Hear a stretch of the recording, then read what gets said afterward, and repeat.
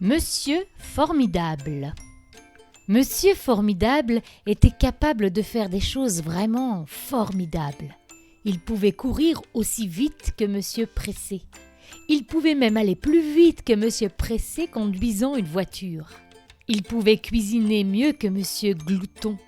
Ses petits plats étaient si délicieux que même Monsieur Maigre mangeait trop. Il pouvait même faire l'impossible comme changer de couleur ou changer de forme. Bref, il était formidable. En plus, le génie de Monsieur Formidable était très pratique pour ses amis. Comme le jour où Madame Bavarde saoula Monsieur Silence de parole. Monsieur Formidable lui cloua le bec en parlant plus qu'elle, tout simplement. Il surparla Madame Bavarde. Ou le jour où Monsieur Chatouille fit des guilis-guilis à Madame Risette. Monsieur Formidable surchatouilla Monsieur Chatouille. Si bien que le jour où Monsieur Formidable entendit un appel au secours, il n'hésita pas une seconde à se précipiter à la rescousse. Madame Petite était emportée dans les airs par un grand cerf-volant. « Au secours !» criait-elle. Monsieur Formidable s'envola encore plus haut que Monsieur Bing et sauva Madame Petite en lui attrapant le pied. « Oh, merci !» lui dit-elle soulagée.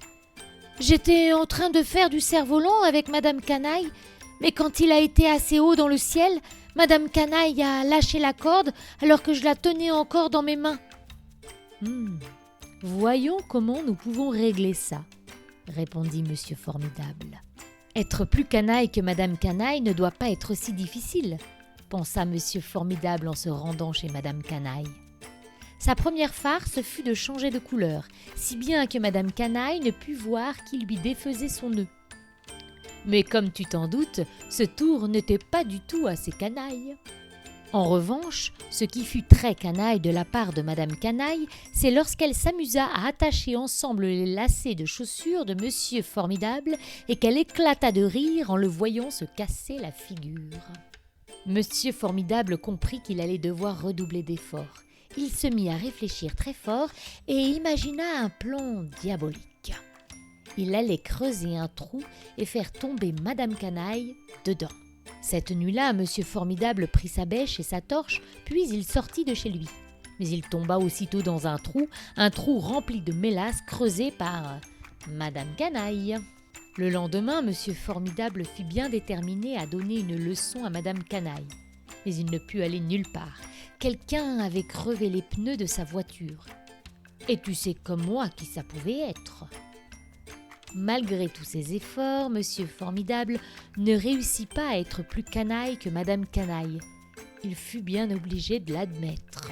« La vérité, lui expliqua Madame Petite, c'est qu'il n'y a rien de formidable à être aussi canaille que Madame Canaille. C'est pour cela que vous n'arrivez pas à la surcanailler. »« Oui, je vois, » répondit Monsieur Formidable, qui se sentait moins formidable que d'habitude. Soudain, il eut une idée. « J'ai besoin d'aide, dit-il, et je crois savoir qui serait la personne idéale. » Il fonça chez Monsieur Farceur. Monsieur Farceur sut exactement quoi faire pour remettre Madame Canaille à sa place. Quelle idée formidable! Même si je doute que Madame Canaille soit d'accord avec moi.